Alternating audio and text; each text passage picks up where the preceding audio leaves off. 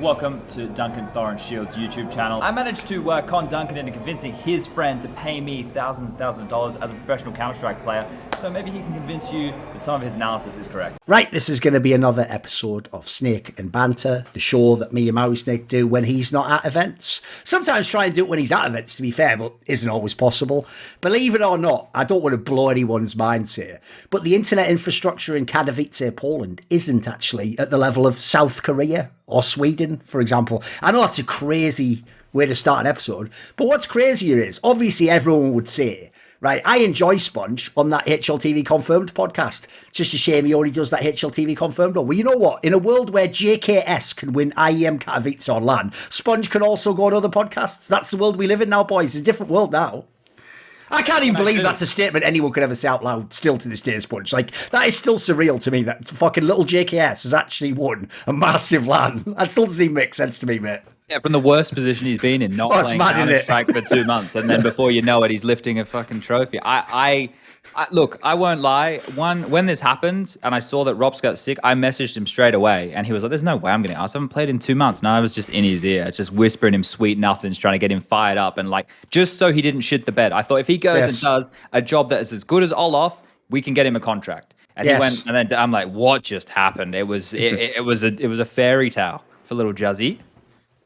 By the way, because I know some people, like, this is where you can never actually win, Chad. Like, when you actually have real inside info, like all that insight and I have on Astralis that all just came true just a part of when, right? That's when the fans always go, yeah, I'm probably just making it all up. But the joke is, we actually did an episode of that one I do for DeSoto, Pop Flash, where when we discussed the potential of, like, what might happen to Rops, this was before it was actually official that JKS would stand in. And I just said, when Richard listed a bunch of names who could replace him, I just said JKS. And what's funny is, because he then ended up joining, people just assume that I, like, secretly knew before everyone, and I was like pretending not to, because obviously, by the way, spoiler, we do that on shows where we can't say the source, etc. But actually, what they don't realise, Shan, is I actually had zero inside info. I'll tell everyone on this show just because they're like real fans. What I did basically was I knew he was already in Denmark, so I'd already done that interview with him, and I knew he still had the visa. And the weird thing to me is that other people didn't suggest this move, because if you know he's already in Europe, dude, it's Rops. Like, who fucking fits that role, but is actually good, but is actually sat there not playing for a team? Like, to me, it was the most obvious slam dunk of all time, so I'm amazed to other people. Maybe it actually shows, by the way,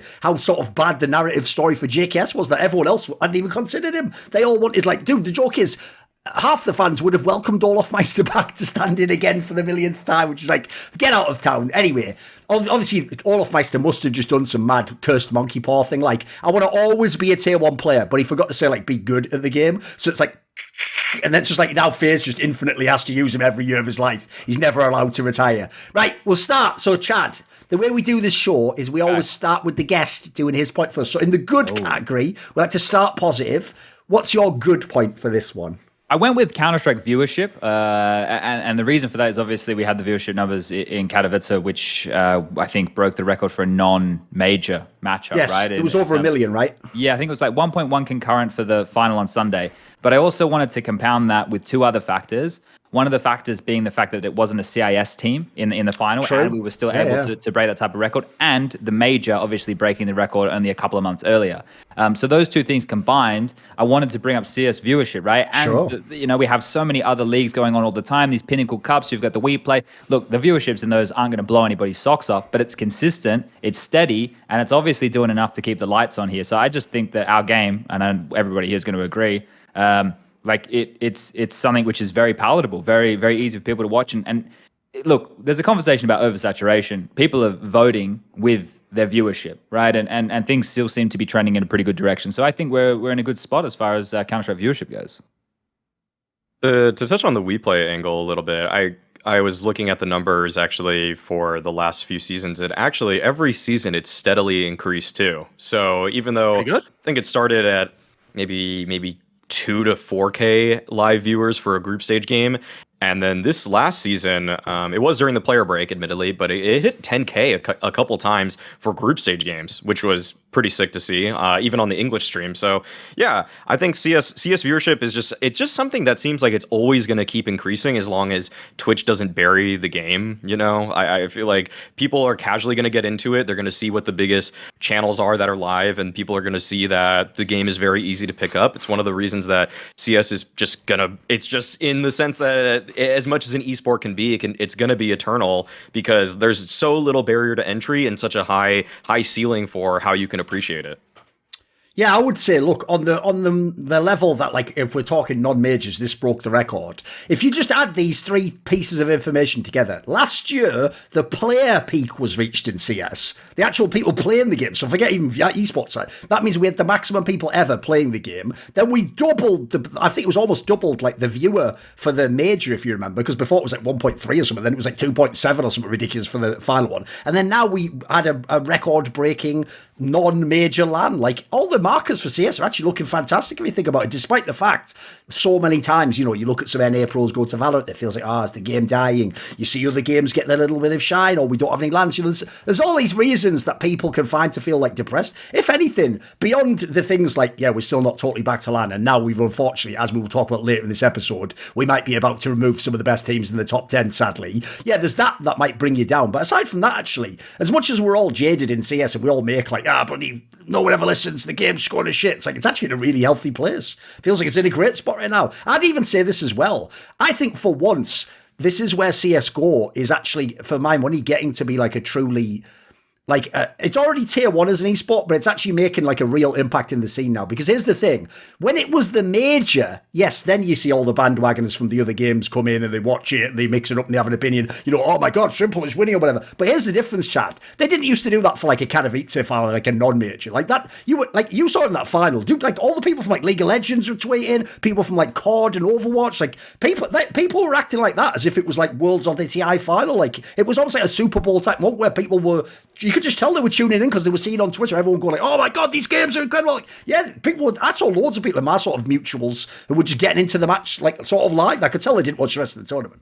Yeah, I think like Trainwreck Steve like tweeted and like tagged Justin like with the clutch he did on Mirage or something, right? So it's like the amount of people this was reaching. Look, the game that we had in the final of that definitely helped. But that helped for sure. Yes. Imagine if we had that type of a match. Yes. But the major final, like holy shit. For sure. Could you imagine what records we could break then? It would be unheard of. I couldn't even imagine what type of viewership would be hitting if we had those type of games, because that was some entertaining Counter-Strike to say the least. Yeah, if people don't know, that actually is like a real thing. It sounds like some out of like a Hollywood movie, but I've heard it's real, that basically what you need to get like your real, to break records is you have to have not just like a big match, but it has to have something like, in this case, every game was going overtime and it was like never ending.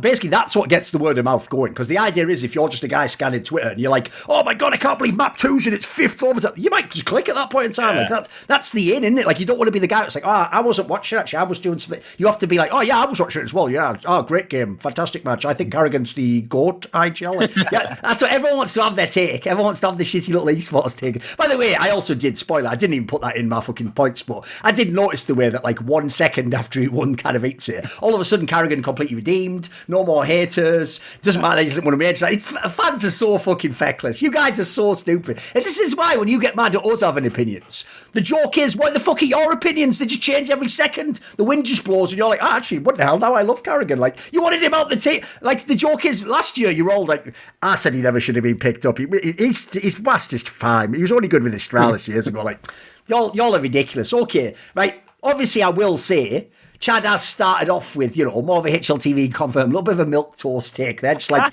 isn't it great that the viewership's gone up? Ching-ching. Like, it's not really, you know, not that much we can go into on that one, Chad. But Mauisnake, what was your good point? Don't worry, the other points definitely have a lot more depth we can go into. What was your good point, Maui? Mine is that it looks like for the most part, we're entering a parity era. There's just clearly no dominant team at Katowice. I really like, even if they had Rain instead of JKS, there's a chance they don't even win that final. You know, there's so many ways this could have played out differently. Not to even mention the fact that all the Eastern European teams had that huge cloud hanging over their heads. I'm not going to get into it on this point, but it's just that, like, right now it really feels like there's probably 6, if not 7 teams that can compete for titles, and I wouldn't be surprised to just see them in a grand finals. Essentially, that's pretty telling of where we are right now for CS. And I think that the roster moves, for the most part, some of the teams that even made what I thought were blockbuster moves, the Vitality type move, not like the big type move, if people are following what I say, but like that kind of thing, like they still have room to grow too. So there's just a bunch of teams. I mean, if you just look at the HLTV ranking, top 7, I think all those teams could be in a grand final within 3 months for sure. Yeah, I think that's a fair point. I also am a little bit excited with the growth of some of those names, right? Because, for example, maybe Safe to Fury is a sleeper one. Maybe it's going to take a little bit longer. And the major is what everybody's gunning for with these roster changes, right? Maybe even some of these teams are gunning for the second major of the year. A lot of the rosters still have room for growth, and some of them haven't even completed their changes yet. Like NIP would be a good example of that. So I think that everybody's kind of gearing up in a positive way. But in terms of how to measure it, I'm going to have a hard time knowing that it wasn't a full strength Na'Vi, right? Like but that may not even be a conversation point in the future anyway, right? So that right there, I'm always going to have as something that's unanswered.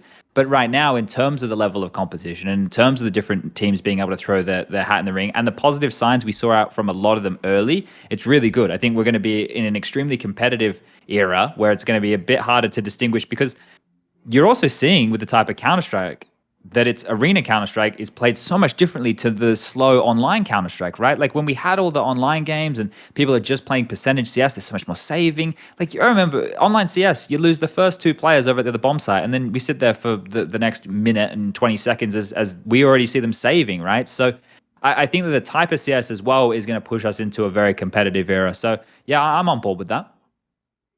Yeah, the only thing is I would say, like, I definitely agree.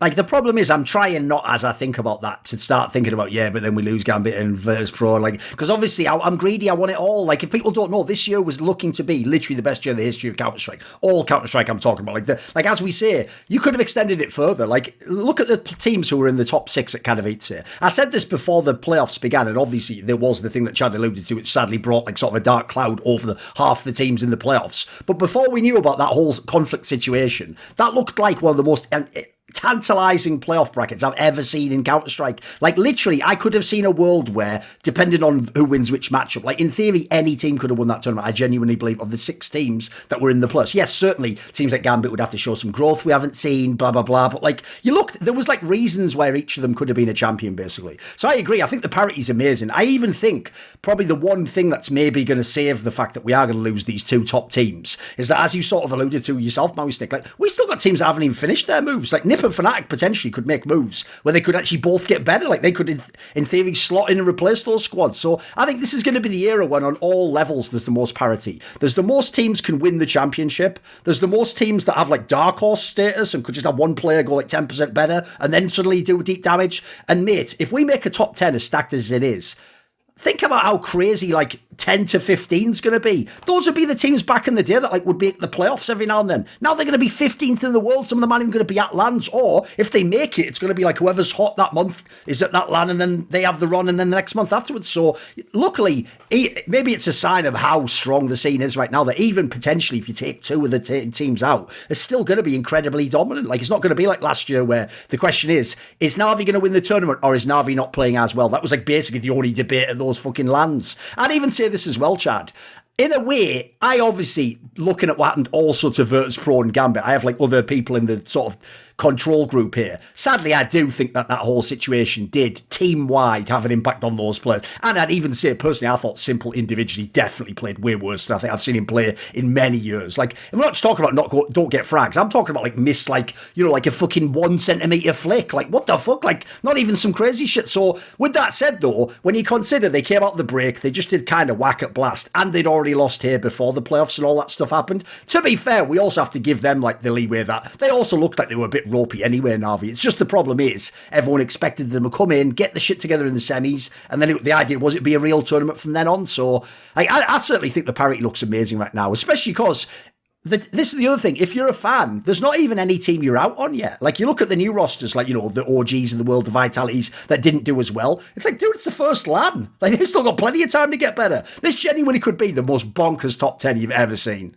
Like, when you have NIP, who still continues with the roster they have and all the issues they have to perform above the level they should. We're above, that shows you a lot, right? I think that as much as it sucked, the online era and everybody kind of being in like this hyperbolic time chamber of focusing so much on the game and theory and push has now given us this just breed of players who I kind of reference it like these guys now all would have an in-game leader brain from back when I was playing. Like every single player who plays top tier Counter-Strike now, bar obviously a few, have to have the high level decision making of an in-game leader to then contribute into the puzzle. And I think that's why we see so many great teams, or so many, the potential of these teams is because that level has grown crazy over those last 2 years. So I'm glad that we're getting to see it come together. The only thing that I want to see, like to guarantee this, is for the heroics and the gambits in those arena games, if obviously, is to see them show that potential, right? Because we know it's there. I'm sure they know it's there. Yeah. It needs to be that spark. I think maybe I forget about heroic over there at the major, right? They showed that potential then. I think obviously recency playing into that, but I just want to see that more and more, because then those playoff games will all just be sick. Because until the grand final, a lot of those playoff games were blowouts, right? So Oh, the actual games themselves weren't that good. No, that's the other reason why I say it's with a different reason for each team. Because for example, like right now, you obviously can't say Gambit and Heroic would win a tournament even if they could attend, because they just haven't done it yet. But like, the joke is they could beat any other team as long as it's earlier than the playoffs. Like as you saw with Heroic there, and as you've seen with Gambit previously. So essentially, that does show that like it is just this whole stage issue they got to get over. So it's not like we're just speculating that they could be. We know they're that good. We just haven't seen them do it in a big stage match yet. And even then, quite frankly, like you say, the Heroic one's more sort of 50-50. Because I always say about that one at the major, like as far as I'm concerned, they did enough to be in the final there. NiKo just said no. That's it. Like, G2 didn't win that game. So one of the reasons why, literally, I'm not even joking, when Carlos came on that last day, I even told him before the match, by the way, I told him, look, whether your team even if your team wins this match, one, they shouldn't even be in this final, and two, look at what fucking NiKo had to do to get you here, man. Like I said, I hope you don't let anyone on this team or these fans gaslight you that, like, you should keep this team, and like, no, but look how it came together. I was like, it's the opposite, mate. This is the peak. This is the zenith, and you're probably going to lose the final, and guess what? Well, worked out, didn't it? By the way, fuck everyone who said keep Nexa and Amanek. How you doing now, boys? How's your life now? Also, the same people were like, no, but why Jax over Amanek? I told you all this. Because Amanek's like an all-right support player, right? He could be in, by the way, another top 10 team. But the problem is, like, Jax, by the way, is sort of like a weird player. But, mate, he just wins rounds. Like, when he actually goes off, he just wins the whole round himself. He might be, like, the best bad player to ever play Tier 1. I've never seen a player whose stats suck that shit, who's normal, like, everyday rounds, just like, this guy's okay, I guess. But then he just has those, like, rounds where he just kills 3 people, and you're like, is that NiKo? What the fuck is this? Like, but then right after that, he just reverts instantly back to whatever the Jax level is. He's the most mysterious player, right? He's almost like some fucking French toast. I want to know what's going on with this guy. Right, here's my good point, is... and this is a pretty simple one, but it needs to be said. People don't realise, right, that unfortunately, even if the body of work you have over your career is fantastic, it's always at a high level, it's consistent, year after year, you put in the work, ultimately, you will always, in team sports, be judged by team accomplishments. It is just a reality. And even if you aren't, as in, even if you don't buy that as the number one priority, to be able to communicate with other people in the scene, you're going to have to be able to craft your argument around that being a factor. As in, if you think karrigan's the best in-game leader of all time, your first port of call, whether you believe the major is the be-all end-all, is you have to now explain away why you didn't win a major. Now, here's the thing. If you're creative or if it's the right play, you might be able to do that. We obviously all did it with Simple for many years before this last major. But at the end of the day, if you want to have those discussions, and especially, like I say, if you want to get across, like you want to get plebs and really casual people who don't follow the game, if you want to bring them in on the discussion, you've got to meet certain thresholds, otherwise it's just like, an expert going on a tangent. So for me, this is the key thing. It's not just that karrigan hadn't won a major. He'd never won a Katowice, a Cologne. He'd never won a major. So to me, I've been saying recently, I almost think there needs to be a different term. It can't just be big lands. It can't just be lands. It can't just be majors. It can't be like as broad as that. We need a concept, Chad. It has to be. I've been thinking the term should be something like prestige event. And it would be at the moment, it would be majors, Katowice and Cologne. Now, here's the thing. In the future, I'm open to the idea that like BLAST World Finals could be there. But the premise for me goes like this. You have to sort of be established. The difference is I know every year if they hold a LAN Katowice and a LAN Cologne, it's essentially a major that they didn't bid for to be a major. It's going to be that good. It's going to be polished. Every year it's going to be there. And so to me, it can sit next to a major as like, I would say it counts for like 80% of a major. For the other tournaments, I'm willing to let them be in this bracket if we want to do it one day, but they have to like establish them. You've got to have a few years of it. You've got to show you can do a big stadium event. We've got to essentially add in all the things you have for a major. Because if you do that, I already noticed this before. I made this point about Simple on a lot of my talk shows. A lot of fans tunneled way too much on the fact he hadn't won the major, because in doing so, they didn't notice, Chad. He'd won all these other prestige events. He'd won Cologne a bunch of times. He'd won kind of, like, they actually didn't notice that essentially everything but the major, this guy had stacked in his trophy cabinet. So when you have a in-game leader as great as karrigan, someone who, for body of work, you want him in that discussion with glaive, with all those people that'd be in there. But the problem is, it's the lack of these prestige events that's going to be the first port of call for any hater. And they're not totally wrong. Like, you would have to essentially probably go event by event, explain why he didn't win this major, or if a player went, like, the problem is that sucks. So to me, a player as great as karrigan, it would be a tragedy if they retired without a major or these sorts of events. That you've got to have them. And I even think the fact that he won it in this sort of weird way where only he wins these events with standings. By the way, there's another cool angle if you want to make these debates interesting. Because I've always thought the first angle you do to make the debate versus karrigan and glaive interesting is you just say, but karrigan's in an international team. Karrigan's been in many different teams. You know, he has a different route. So to me, winning it in such a unique fashion, mate, that's worth more than a normal kind of pizza if you're with like a team from all over your country. You did it with fucking standing in 3 different positions effectively in terms of the lineups, 3 different lineups rather, played to win it. So to me, this was like, to me, this is the IGL version of simple winning the major. Like, he had to get some of these on his resume. He's had too good a body of work. Too many times he's been close. Like, to me, it was I found it a very satisfying narrative to see him win this tournament. Yeah, I can see that. I think I think that it helps with the caveats of the JKS situation, right? Because we were talking about, you know, how many lands he's won with stand-ins, and for people who maybe aren't too familiar with, you know, in-game leading, this actually just attests to that ability, right? To be able to have an environment for somebody new to plug and play and use him and move him around and micromanage him. Like, I was talking to Justin about it. He's like, yeah, karrigan he micromanaged me a lot, right? Like, to understand that and to hear that shows that he's doing his job in one of the more underappreciated roles for most fans, because they just see them anchoring the scoreboard, not the ones who are making these rounds happen. So yeah, it would have been a tragedy if karrigan ended his career without one. But I think the thing is, for him to enter like, obviously he goes into the discussion when we're talking about great in-game leaders of all time, but to like make sure that he's in a position where it's hard to dispute him from a top 3, or, you know, you can actually put him into a really good argument and go head to head with some of the big greats. He's still going to have to get a major, but this one right here, to see, you could see how much this meant to him, right? And I think for him that helps cement that legacy as well. So yeah, he's been such a consistent figure in Counter-Strike now for easily the last decade, right? Like all of CSGO, and then even the tail end of 1.6, right? Yeah. So yeah, I think this is a massive win, and I agree with that sentiment to do with the coming up with the term, because it's also a different type of Counter-Strike to be able to in-game lead and call on those events, right? So that is where the best of the best have to be exactly that. So yeah, bang on.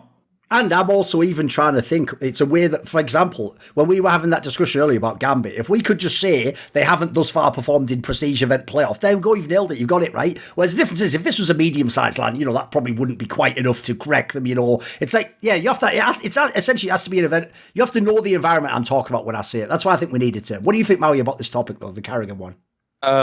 I think what karrigan has done is arguably harder than what glaive's done, actually, with playing with all the different rosters and it's 2 very different journeys for both of them, right? As in, it would be harder to win 4 majors with karrigan's teams than glaive's, not like purely in terms of like glaive obviously did better, right? Yeah. I mean, the thing is that glaive did such a phenomenal job at keeping his team on top for such a long period of time that's just a completely different challenge. Whereas karrigan has now built, I'd say, 3 rosters to championship level contenders in the last 5 years. I mean, that's super impressive. Whereas glaive, we've seen him, you know, succeed with essentially 1 core incredibly well, but then like the question can be drawn, you know, if he went to a different team, we're seeing with him with a different team now, is he even that good as an in-game leader? I mean, I obviously don't really question glaive. Like, I don't think he's a bad in-game leader. He's like top 3 all time for sure, but it's just kind of one of those things where karrigan's answered that question now, that he can build with not scraps, but like not even ideal conditions sometimes. Putting together rosters. Like, the thing that he did at the end of 2019, I think, is probably the most underrated, isn't it? Yeah, that was the most impressive with Woxic. We saw how bad Woxic fell off. Yep. I mean, like, Rops and Frozen, obviously really strong, but like Frozen was 17 years old at the time, by the way. Exactly. 17 years old, he's winning like ESL Pro League. Like, people don't realise that's the get out jail free card for 2 years when he got a 17-year-old. You just go, well, he's young, isn't he? Like, give him time. Like, every NA team would do that. This guy just went and won with him. Yeah. I mean, he won that Asia Championship, second place at Epicenter. I mean, all of those that end of the year run was something epic. where I basically you basically just had to tip your hat to karrigan. Yes. Even the way that he called in some of the games that they lost I didn't even think it was his fault. I mean, I remember vividly at Epicenter some of the rounds that they lost just it wasn't even the strat. It was just a player fucking something up. So I mean, karrigan, I'm glad that he got this under his belt. I don't think there's anything else that needs to be said about that. You know, Major would probably tip the scales a little. I don't know if it would tip the scales in his favor over Glaive, but then the discussion can finally really take place. We can have the convo, exactly. Right. Yeah, I'd also say this as well. You actually caught yourself in it there, but everyone's doing it, Maui. Everyone's going, and of course, we don't really know what Glaive would be like with other players. It's like, excuse me, you've not been watching the last couple of years. I've saw him with Eshetag, Bob's. What are you talking about, dude? These count, because I'm going to tell you right now. I'm going to say something that this is like you know that meme of like, you know, the hard to swallow pill that no one wants to swallow. Chad, are you ready? Here's one that's going to hurt a lot of your feelings. You know that lineup that Mauisnake just described for Mouse Spots there. Yeah. Go to when that lineup was formed in Mouse Spots, and that lineup is way worse on paper than the lineup right now that Glaive has. Look at the players Glaive has. Dude, he has people who've won massive tournaments, been stars, been some of the like top-rated players in the world. When he got that team that we're talking about, Woxic was like a sort of like one-man army land player who's never played with a tactical team. As I said, Frozen is a 17-year-old kid. Rops is like just getting his turn to be the man on the team, as it were, with no like Oscar, no Sonny. And then Chris J was still playing at the time. Like that was before Chris J was considered completely washed. Like, mate, give any other great IGL that team and then go, right, tell you what, because remember, people weren't even just like criticising them. Dude, before he had that run at the end, they were all like, but he failed with that team, didn't he? It's like, so now he's supposed to get that team online within like 3 months as well. Like, holy fuck. And then remember, this is the miracle of all miracles. He didn't even have a roster change. He just changed Rops and Frozen's position. And that alone literally made that lineup that, as I just said, no one was raving about that on paper. It became like a top 3 team in the world. It was fucking mental. So I agree. Like, the cool thing for me is, though, as I say, it's that because he did it, like, genuinely did it his own way, a totally unique path. That is what, in the end, to sum it all up, if he can get a few more big trophies, that's where you'll make the case, as I say. You'll sort of say he did it unorthodox style to the others, you know. By the way, it's the same reason, if you want another angle. Here's the analogy. It's actually how, at the end of CSGO, you will be able to give NiKo a similar discussion against Simple and Device and the others,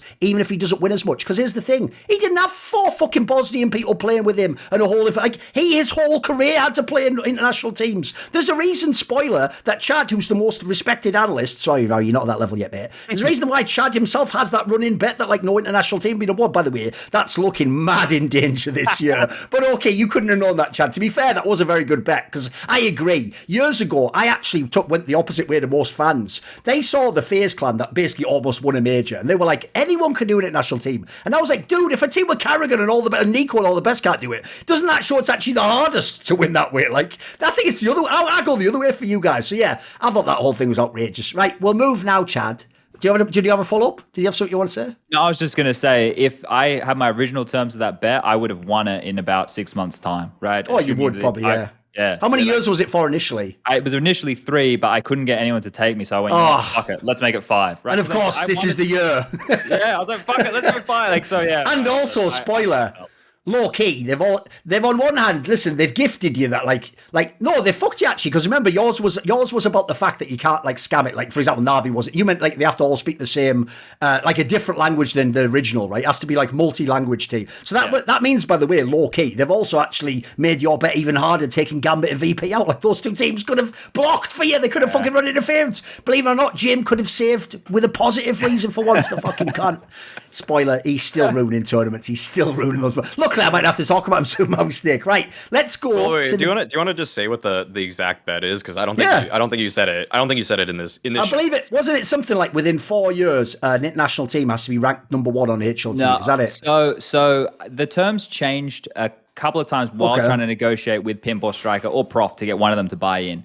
But I think I need 100% clarify. But what we're currently running with is no international team. So that would include teams with 3 or more individuals who don't speak English as a native language. Right, so their second tongue.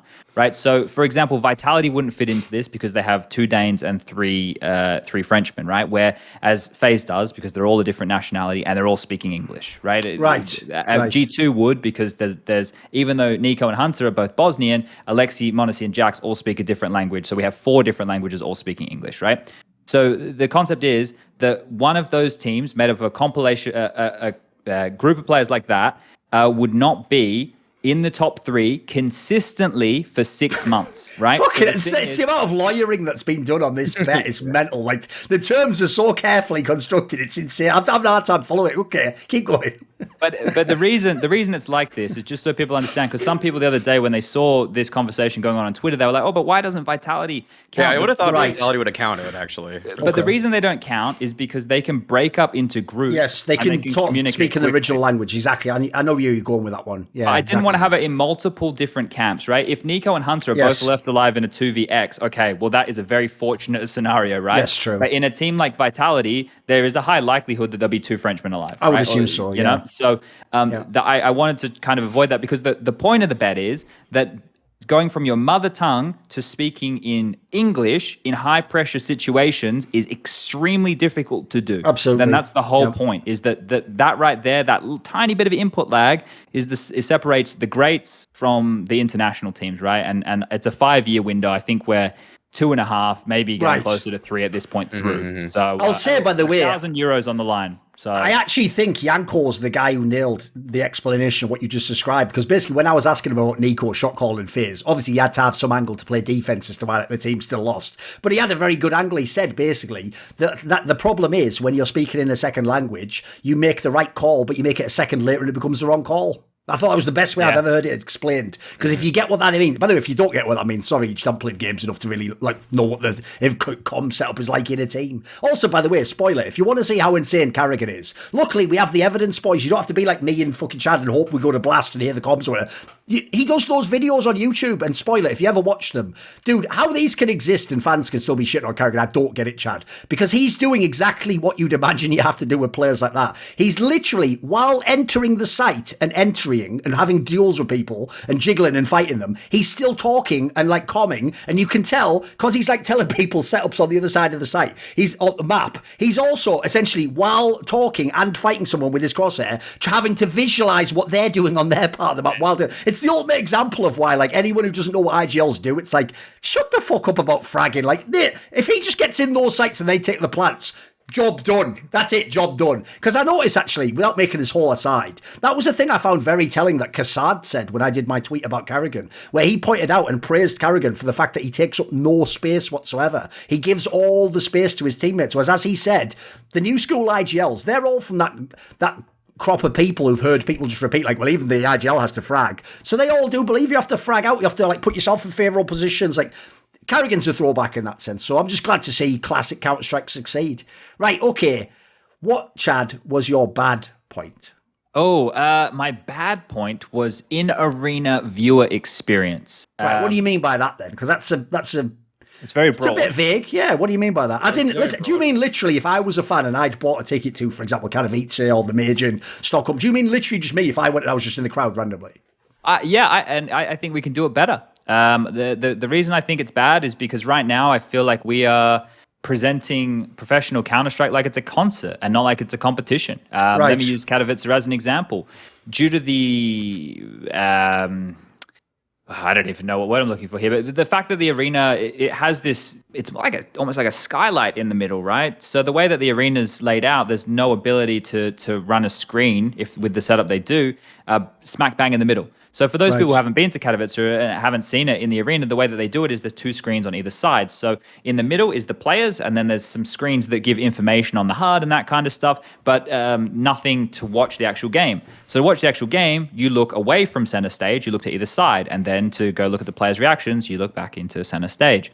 So it's a bit awkward looking back and forwards and up and I see what you mean, right? Yeah. So in terms of the best way to ingest Counter-Strike live, I think we're doing it wrong. I don't think we've done it correctly up until this point. I think there's been a couple of attempts that have been pretty nice. You go back to that DreamHack event where it was a bit like, it was like the square and everybody was sitting around on the bleachers, right? That one was the Vegas one, you mean? I think it was one of the DreamHack majors. Because I remember DreamHack Masters Las Vegas was a square like that, because if you remember famously, because the crowd didn't come, it actually ended up being the fact that fucked them because you couldn't get an angle that didn't have like an empty area. But no, that was where it was right in the center with 4 screens, like in like a concert type hall. Yeah, and this is quite a broad thing here, but I can picture a lot. So, for example, BLAST do a really good job of in-arena entertainment, right? I think ESL are attempting to catch up and offer more things in the arena to keep people and bums in seats in between games and breaks and everything like that, so that the experience you have in the arena is different from the one that the viewer has at home, right? BLAST do a great job of this. It's something that they put a lot of effort into being able to do. But I think that's another facet of it that we could definitely do better. But in terms of the viewing experience as well, right? I think that this is something that we should take advantage of. We should take advantage of the fact that we have this video game that we can display all this different information, and we can create something that could be much more engaging for the viewer while they're live. Now, this isn't something we definitely need our prestigious events in massive arenas, our Katowices, the Colognes, the majors. But for me, I draw a distinction between a competition and a concert, and a lot of this is directed. The players aren't looking at each other, or maybe they are, but it's only slight looking at each other, and then it's all directed to a crowd, right? Like a competition, when you think of a competition, is something that people want to be watching and actually immersed in as it's going on. We don't do anything to offer that. If anything, we're keeping them back and looking at screens, and that experience you could have at home watching on. Do you actually want something then akin to like the LANs, where the idea is it more like a bit like what Blast was trying to do with those frosted glass? Like the idea was there'd be sort of sections where they almost encouraged, like, trash talking the guy, looking him in his eye if you want to clutch it. Do you want something like that? Yeah, so I tried to come up with something a while ago, and I had like a render made, but it didn't turn out exactly as I wanted it. And as we've spoken about these, where it's more of a central stage and it's a 360 or it's a square, whatever, but it's something where we take advantage of what we have available to us. I would love if we were able to, you've probably guys have seen this at the Dota or the League of Legends stuff, where they put like the mini map on the ground below the booths of where the players are, right? Of the action that's going on, right? Imagine that in Counter-Strike with a radar on the ground on a big LED screen as these two teams are facing each other, right? So we work out it's not visible, but the people in the bleachers are looking down. So now you can see the players, now you can see the ground, you can see the radar, and in front of us, as normal, over the players' heads are screens, right? We can actually offer up a better in-arena experience, because there's so many things, in my opinion, that detract from it, and I think we're in a great position right now. We don't necessarily, I don't know what your boys' take in on is this, but look, it's great to say that we had 9, 10, 11, 12,000 people in an arena. That's great if you want the BBC to pick it up and fucking run a news piece on Monday morning. But Counter-Strike, in my mind, it's not a fucking spectacle anymore. This isn't trying to, validate ourselves in the esports world anymore. Like, we're people know what we are, and we have a fan base, and we have people who want to buy tickets. I don't want us to have a scenario where there are empty seats. I want us to maybe sell 4,000 to 5,000 tickets, and fucking Timmy, who didn't wake up early enough to order his ticket, is feeling upset, and he's going to have to wait until next year. I think there's every single element of these in-arena experiences we can critique and make better, because Duncan, you know better than anybody, mate. When you used to go to the early WCGs, ESWCs, the Code 5s, all this shit, the best way to ingest Counter-Strike back then, and the thing that gave you the most feeling and was the sickest thing, was standing behind these players, seeing them move their arm, seeing all of that. And right now, we get maybe a webcam, right? We get a camera of them. We get maybe a wide shot reaction. There's no reason that these players can't be in a Coliseum type environment where we surround them. The pressure's there. It's a competition. They can see their opponent, and we actually get to feel like we're part of it. I'm fucking behind Jake Hess as he's standing up, or karrigan as he's standing up, and I get to witness him doing that, right? I feel like we can get the fans to be more engaged in this, right? It's not just to sit and clap at a screen. It's something where we all feel like we're part of it. I want a massive reaction to happen, and then the camera shot goes to karrigan, and then behind karrigan, the crowd's going fucking wild. Everybody's on their feet. They can't fucking believe the Rops clutch. I don't want to have a shot of Rops losing his mind, then a pan shot of the arena, then fucking back to the clip. Like, let's have an experience. Let's turn this into something people can actually enjoy. End rant. How'd the bad land? Was it a good bad? I said, yeah, that's a good bad. I suppose the editing could be a little bit more dynamic if they had live camera operators that were right there on the stage with them. I don't know if there's anything like COVID related why they couldn't do that. They probably should be able to do that, but I'll say I couldn't really. You might need to talk to someone, chat at HLTV. I just went through all 3 of their playoff day pictures, and I couldn't get one wide shot photo to see exactly what the stage setup was like. So I can't really remark on that. I will say I think the radar idea is really good though. I think that if you have like, I want to see a radar when I'm watching the game, and I don't want to have to squint to the top left of a screen or anything like that. So if there were a second huge display to show that, that would be ideal for me as a viewer. I also think that you said that there's no like display in between the players. I mean, again, I couldn't really see this from the photos on HLTV right now, but I also like, if that's not there, I don't know why would the screens be anywhere else? Like, yeah, honestly. let me send you a link. I put it in the little chat room right now. That's just one right there. And look, maybe we can I can talk you through this, right? So the two screens, the left and the right, the far left and the far right screen is where their game was. In the middle, right? In the middle, that opened up. That's where the players walked out. And then the other screens, so the ones left of the FaZe logo and right of the FaZe logo, they would show like the HUD. There would be tall pictures of the player with kill, death, all that kind of stuff. And then the ones next to those, the little skinny ones, they had sponsor stuff. Nothing game related, right? In terms of actual in-game Counter-Strike was in the center, which is exactly where the players were. Okay, that's a huge flaw. Yeah, I saw that photo. I didn't know what went where, but yeah, thanks for explaining it. That's a huge error. That's a big misstep. Like you don't want the players or the fans, I mean, to look away from the stage to watch the game itself. That just makes no sense. Yeah, flat out. Yeah, especially because as he was basically pointing out there, it's almost like in this scenario as well, you're not going to be consciously doing it. You can't be watching and going, right, I'm watching the POV. Oh, wait, what about the radar? I'll just look at, oh, wait, what about the, like, you want it to essentially be like, as all it, you just passively take it in. It sort of intuitively makes sense. So I'm totally up for the idea, by the way, that like essentially, because this is the problem with esports. Like, as much as everyone in esports goes, why are we saying it's like sports? It's like, you're the ones who do that. It's all you fuckers that come in later that just make everything one-to-one with sports. Because what you do is you take whatever you understand and that becomes your prism to understand CS, for example. So unfortunately, there are a lot of people out there who just effectively just try, they're looking at sports setups, concept setups, and they're just iterating concepts from those. But the problem here is, esports in general, but Counter-Strike specifically, is a very different and unique game and viewing experience compared to any of those things we're talking about. And essentially, you sort of need to invent and innovate new ways to show it. Like, one thing I'll say that I'm very different about compared to most people, Chad, is, you know, people always complain like a motherfucker the second a TO brings a new HUD out.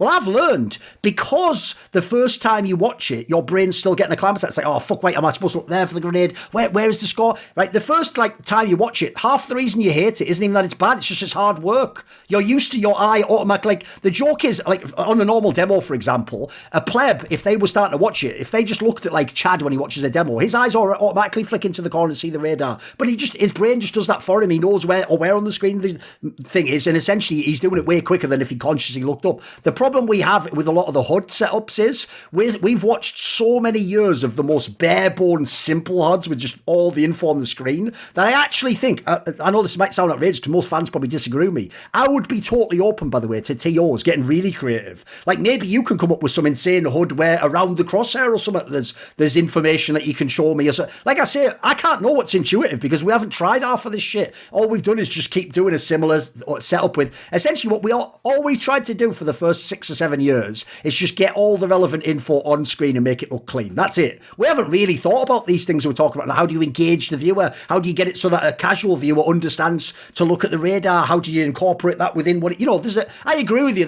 We've only literally scratched the tip of the surface of this topic, in my opinion. And if you ever nail it, by the way, yeah, absolutely, the viewership just scales like a motherfucker if you ever nail that stuff. If you ever make that simple and intuitive and anyone can watch the game and just kind of know what's going on. And crucially, like you're saying here, there's an area where CS has an edge over every other game in the world. There's two factors. One, every CS pro, not as much now, obviously, but in the past, had insane amounts of LAN experience. So I always used to say, mate, our players, when they react to the camera, they body the other fucking games. Maybe in League of Legends, some guy's clever enough to know to do, like, you know, a funny gesture. karrigan will do it every time he sees that light go off. Like, the pros who've been on stage long enough, the Apexes of the world, they're literally ready. It's easy for them to slip in that entertainment mode. Then you add in, because we've got like a round-based system where you're getting a positive or negative result each like interval, it's perfect for showing player cams, which is why, again, notice where we ended up. We end up in scenarios where, well, I want to see the player cams.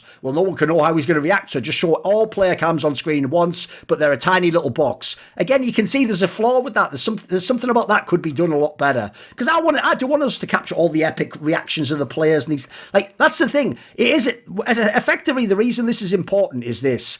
With sports, right, the reason you would always want to be there for a sport is for the atmosphere, right? Like, the atmosphere will be unforgettable at like a fucking Champions League final or something.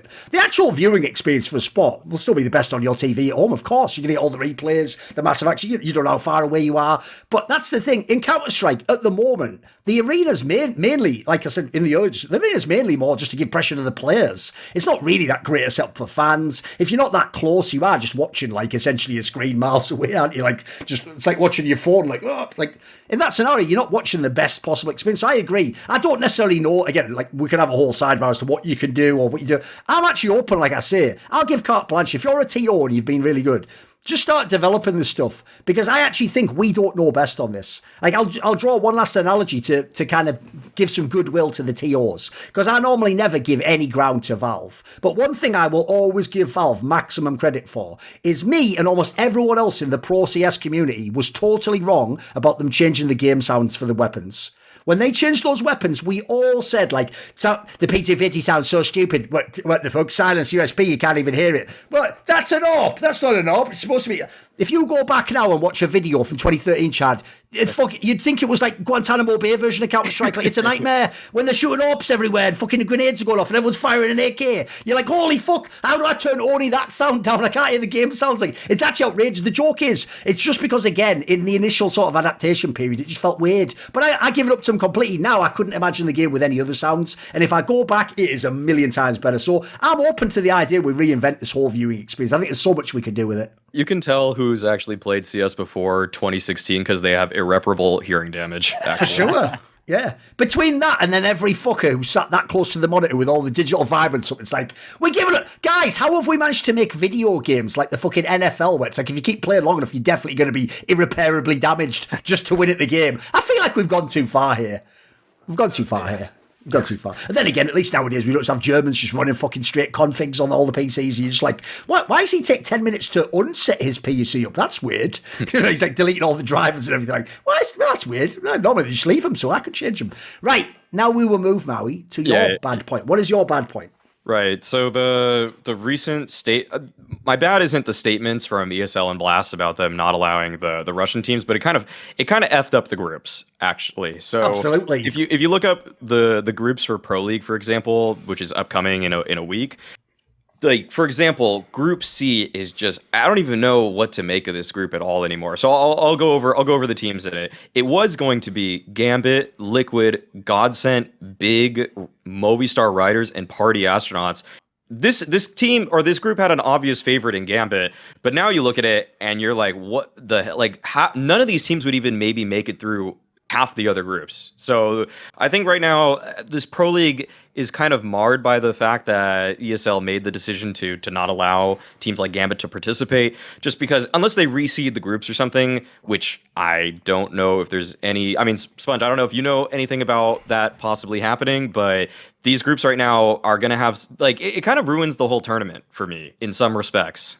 Yeah, the teams that are going to make it through are just kind of whack from like Group C, for example. Yeah, I see what you're saying there. I think the thing is, like, this is the problem. Like, Gambit as the org are not allowed to play. Gambit as the players are allowed to play, and then we get into the weeds of, is that even going to happen, right? Like, that's yes, no one can really know right now. Yeah. So like, I feel that it's quite safe to say it's less than likely. I don't think that would be stepping. I don't think it's going to happen personally. No, it's hard to see the orgs, allow their players to go out and not be represented, right? So, yeah, as far as it goes for the competition coming forward, look, I hate the spin that we are going to have to do on the broadcast here to try and salvage this, but it does kind of make the group stages a ramp up for a lot of these teams for the RMR quite quite realistically, just to get reps in before we get to the RMR, which is going to basically take place directly after Pro League. I think the thing is, it's for the groups, it's going to leave a bit of a bad taste in the mouth for multiple reasons. And it's going to have a funky kind of playoff bracket for maybe the first round, right? Because I think that the team that places first in this group goes to the quarterfinals. But then after that, it can still shake out and we can still have a highly contested event. But as far as Group C goes, you're right, that is going to be messy because none of those teams have done anything in recent times to say that they're a top contender. The Group B is fortunate that we have Vitality FaZe over there, right? So that's going to be a bit of a buffer. And as far as I know, Entropic, hopefully they can make it, right? Like they would be the only ones, and Na'Vi as well in the mix over there within Group D. So yeah, look, we could have some massive fallout from this, and this is a conversation that's going to be a common thread. But if you just narrow in on that Group C, I can't see how ESL could reseed because a lot of these teams would be set knowing this. They would have planned for this. They would be, so I would love if we had a little bit more time between these events, and then maybe we could operate with something. But you're right, Group C is going to be a shit show of a group. Maybe there's a gem. Maybe Godsend turn out, or maybe Big, maybe Mount, maybe your boys. Maybe they pull it. They'll make together. it through. They'll make it through. They're going to get it. Also, the other thing that makes the whole thing so difficult to like figure out, because obviously I want to live in a world where I just know now what is going to happen in the next few months in terms of like these teams. Like if I know they're excluded completely, now I can imagine a world where they're not there. Sure, that means I'll have to contextually explain that every time in the future I explain it, but then I'll know like, right, now I can look at the teams that are there and see how the problem is this, Chad. Even if the team decided, which is a big if, to play without the org's approval, or just the org lets them go and play under a different name, like part of the thing I've found bizarre, no one's discussing, is essentially Russian airspace is closed now. So if anyone's currently there, surely they can't attend the event anyway, or maybe they won't be allowed. Like, has that even been resolved yet? I don't think anyone knows, right? I don't think it's resolved, but from what I understand, because I know that some of the Russian players flew home from Katowice the other day, right? I believe all, or almost all, I think Monacy might be the only example of a Russian player who didn't go home. Their flight routes became extremely arduous. I think instead of, maybe began to get direct, they had to get 3 flights. Right. But the way it currently, as I understand, for certain places, right, this could change as we're doing this, right? Of course. This could change at any moment. But as I understand, they can still fly, for example, to Serbia. They could still fly to, where else could they fly to? So they can sort of hop from there to the other place potentially. Yeah, they could go to China, Right. they could go to Turkey, they could go to the United Arab Emirates, I believe. And then if they have visas, right, if they have visas to say that they can be in, then there's an opportunity to get them in. Now, I think that's probably going to come up to each and every country and how tactfully they can make their way around the globe. But you're right. Like that was my initial concern with all of this was once you go back, is there any getting out? And how and what the ramifications would be from that? Because this remains to be seen. Entropic will be the first team to fly, and they're the one with, no disrespect to the org, but the least amount of support of course. as far as the finances go, right? So I know that ESL were doing everything within their power to help these kids get home. I'm sure they will attempt to do everything within their power and what makes sense to get them to the event to be able to compete. And then obviously it goes without saying the other part people, because again, basically what I'm addressing is the people who are like, it's all right though, because Na'Vi's fine, they're all going. It's like, are they? I don't know if those players are going. And then the other thing to add is, once this round of visas run out, maybe there's just no more visas. So at that point in time, it's functionally, doesn't matter if you can fly, you won't be allowed to attend the event. But anyway, as you might have guessed, like Chad said, no one really knows. It's all up in the air. And quite frankly, by the time you watch this podcast, some details will probably have changed. And I'm sure the next few weeks will all just be adapted. I don't think we're going to get that answer that I wanted, basically. Right, okay, I don't have that much actually to say about the seeding. I agree. I think the seeding's unfortunately mega scoffed. Not even just because of the whole thing that they're taking out Gambit VP. That hurts because those are two of the best teams. But even more so, you've just, like Group A, for example, is almost just like the universe just said. Put as many teams that aren't actually as good as the name should be on paper into one group at the same time. Because, like, who even knows what team Mouse Sports has taken? No one's ever technically seen their real 5-man lineup player LAN. Fnatic obviously is not going to look anything like Fnatic before. Could be way better, could be way worse. Entropic, as we said, actually, quite frankly, they've also been like just not as good since the major, quite frankly. They're still sort of good sometimes. They're not like full Copenhagen Flames status, but they definitely haven't been the sort of dangerous force they looked like when they actually seemed like they were going to maybe make top 8 of the major. Ninjas in Pyjamas, bizarrely, actually, is the only team that when you know they don't have the good lineup plays better than that. I still don't understand that. I would suspect here's my problem with the NIP one. I do just suspect that when Device isn't there, because they know it's like a temporary team, they play everyone in different positions and different styles. Like, I don't buy that they just put Forzy in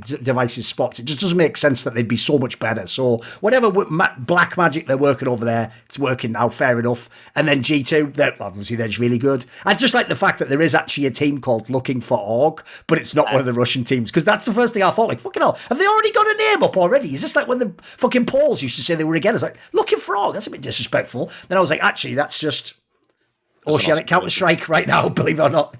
By the way, can you actually tell us anything about those guys, just while we're on the topic?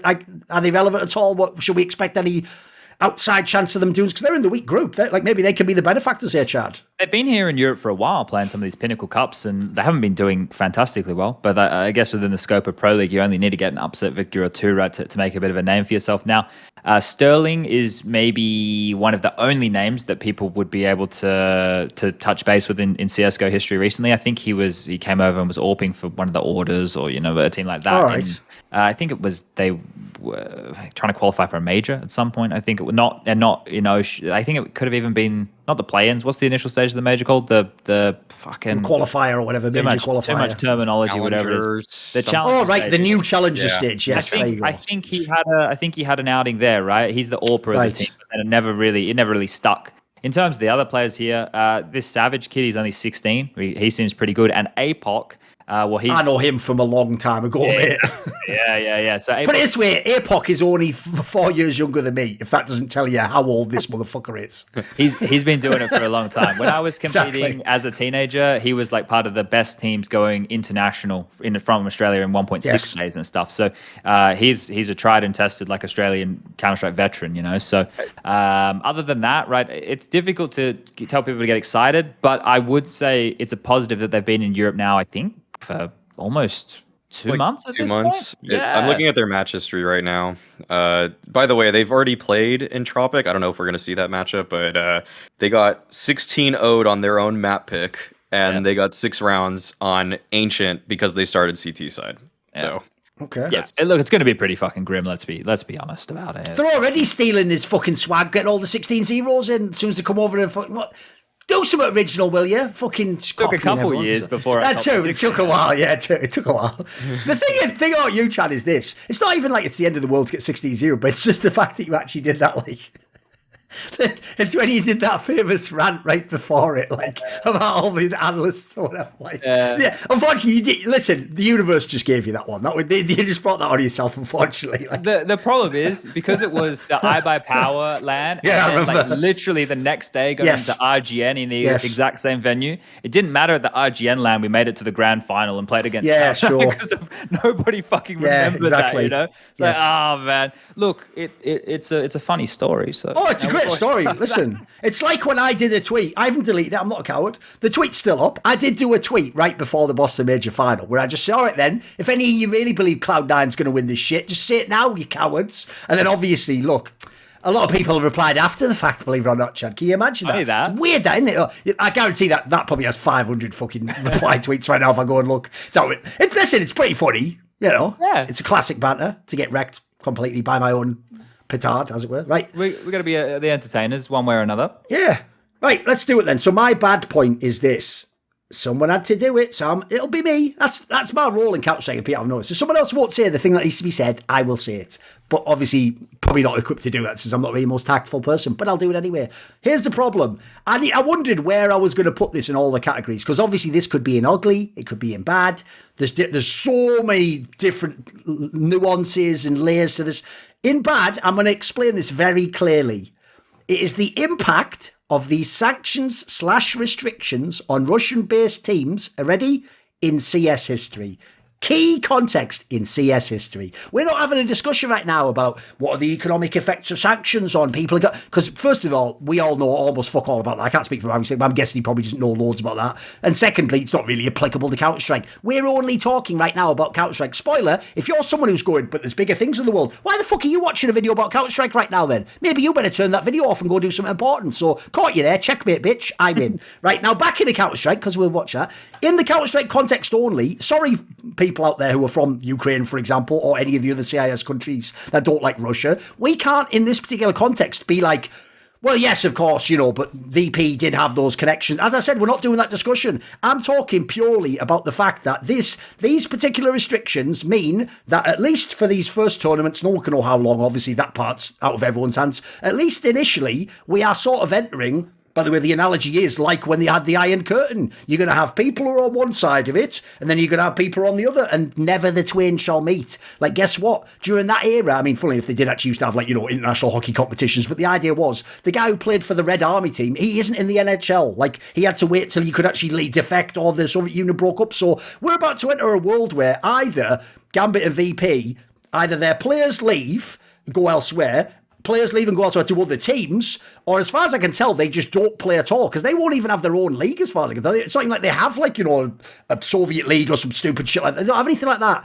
And so we're about to enter a period where if this was a month ago, we'd be having all these great convos about what if VP's a real dark horse that can win the tournament? Wow, what if Gambit get together? That's just gone for the moment. And so, unfortunately, I have to put it into bad. I was thinking about putting it in ugly because it's like, the whole sanctions part, who can really sit on that? Maybe there is an upside to that, I don't know. The problem is, though, if I look purely in terms of CS history, this has to be bad. Like, it's just robbed us of the chance to see these people. And again, this is why it's a complicated topic. Because to my money, I know that there's the whole angle of but who pays their salary and who benefits and who's going to gain prize money. Yes, again, you can get into that whole real world application there. But the reason why, again, to me, this is so brutal is because it is just based on the fact you're in a Russian team. It's not actually Russians, if people don't know. A lot of people got lost with that info when it first came out. That's why I said the reason it's specifically about targeting the org is because VP with one Russian, two Kazakhstanis and a fucking Latvian, yeah. They can't compete until they change team. Meanwhile, Na'Vi with 3 Russians will be. So to me, it's messy. It's already going to make it so hard to explain the history of this period of the game any time in the future. And then obviously there's a world now where it's not that we just can never know what those teams would have done. Like, the Gambit one, who knows? But the VP one, I've been picking them as my fucking dark horse the last 3 outings. I would have picked them again. Now I have to pretend they don't exist. Yeah, look, from how this is going to impact Counter-Strike, it's obviously going to be a negative because last year CIS decided they wanted to be the strongest region in the world, right? True. Without a doubt, it's a bad thing, right, for competitive Counter-Strike. On the announcements themselves, I don't know if we want to get stuck into that. I feel like Blast announcement, the way that they worded it, and the fact that there was no follow through and no explanation, that really pissed me off. That did more harm than good, didn't it? The way it was framed. It really upset me, if I'm going to be completely honest. I was furious when I read that because not because of them banning the Russian-based teams, right, or the Russian teams with ties to Putin, right? There's a clear distinction to be made in this scenario like this. Sure. More information in a scenario like this is not bad, right? Yes. More information in a scenario like this is good. And you could have explained away these things from multiple different angles so that it's clear. So you didn't have Chris J arguing with Maku, who were both on the same team of not wanting there to be war, now arguing the semantics of what could potentially be implied based off of what Blast came out and said, right? Because I'm pretty sure everybody could get behind the concept of we will be banning teams who have direct connections to the Kremlin and Putin, right? The teams, the players, they can still come and play. Yes. Exactly what ESL did. Night and day in those two, right? And I know that I'm the ESL shield, the golden boy, this, that, and the other. But if anybody with half a brain goes and reads those two statements and puts them side by side, one of which felt like they were just doing it to get fucking traction. As much as I hate the fact that I've said that, the other of which explains the angle, explains clearly the ramifications, yes, explains the whole scenario. And you compare the two of them, and I just sit here and I shake my head. I just shake my head here because I know some people at Blast, and having to read this when it came out, it's not like the last line, mate. Gaming and esports unites people from all races, countries, and beliefs. We hope the situation on the world stage reflects this as soon as possible. That's how we're signing off, right? We won't give any more context. We won't say boo to a goose afterwards. We'll just fucking let it sit there. We'll let people argue. We'll let forum threads be made. We'll let the anxiety build up for all these individuals involved. And then they can just go like this. But there's a war going on. Yeah, it doesn't mean that you as an entity can't come out and apply a little bit more logic to the situation. And as opposed to being something divisive, offer something up that people can actually read and understand and resonate with and then go, okay, cool, we get that, right? Because this is a super uncertain time. Super uncertain time for every human being on Earth right now. But there's people who this affects. This is our biggest region as far as player base goes. what we've done here, I understand, like you said, we're not going to get into the conversation about, all the political side of things and everything like that. But as far as the ramifications go for this is for Counter-Strike, it's only going to impact competitive Counter-Strike and the players that we could have seen and the storylines that we could have had, right, in a negative way, right? In terms of what this is going to do for the war and everything like that, that's a conversation, as you've mentioned, you've highlighted it perfectly here, that people can have. But we're not here to have that conversation. So I'm with you that it's bad. I like in terms of what it's going to affect the competitive scene, and I'm also a little bit upset with how careless it felt Blast's statement was. Unfortunately, with Blast's statement, it could have been you could apply the same logic to any of various other countries that have imperialist regimes going on right now across the planet. So that's where I didn't like that part of it. To bring it to CS primarily here, though, I mean, my first good point was about this being a parity era, and now two of the teams that are arguably top 5 are not even part of this anymore, at least in these designated competitions, basically for ESL and BLAST. So yeah, there's just no way that you can look at this period as fondly as you would have wanted to because of this happening. I think you nailed pretty much the majority of points there, though. So I don't think I need to contribute too much more to that. Fair play. Like I say, we won't make it too much into the political side of it. People, obviously, it's a hot button topic. Right, now let's go to the ugly part of the section. Oh, no, wait a second. Yeah, that's right. Yeah, to the ugly section. Right, Chad, what was your ugly point? Oh, this is a surprise one to me, actually. Come on. The future for JKS, right? And the reason I've thrown this in ugly is he's put himself out there in the shop window in the best way you possibly can, right? That storyline is being driven into the fucking ground at the moment by all these different news websites writing this fucking hero stand and this, that, and the other. But basically, his stock before, it was worth nothing. The offers weren't really coming in. Nobody wanted to pick him up. Now he's a hot prospect and everybody sees his ability again. Sure, fine, that's great. But if you think about it from JKS's perspective, and this is how I want to angle it, what is a good decision? Because I can't find one, right? I'm trying to sit here and I look through the teams and I flick through and I go, okay, yeah, like maybe he could join here. But then I go Liquid maybe. And I go, well, last time he was on a team with NAF, his stats weren't very good. Now, I don't think that NAF and Justin have an issue with each other, but maybe something in game, right? So we don't want to detract things there.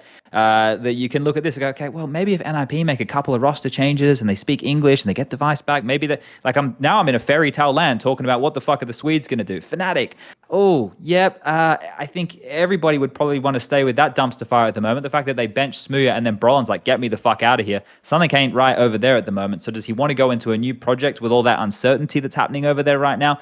OG, are they going to make a move? Would it make sense if they made a move? Okay, maybe that one. That's one where I could say, yeah. And will they pay the buyout? No one knows on that one, right? Yeah. So there's a couple here that I could look towards.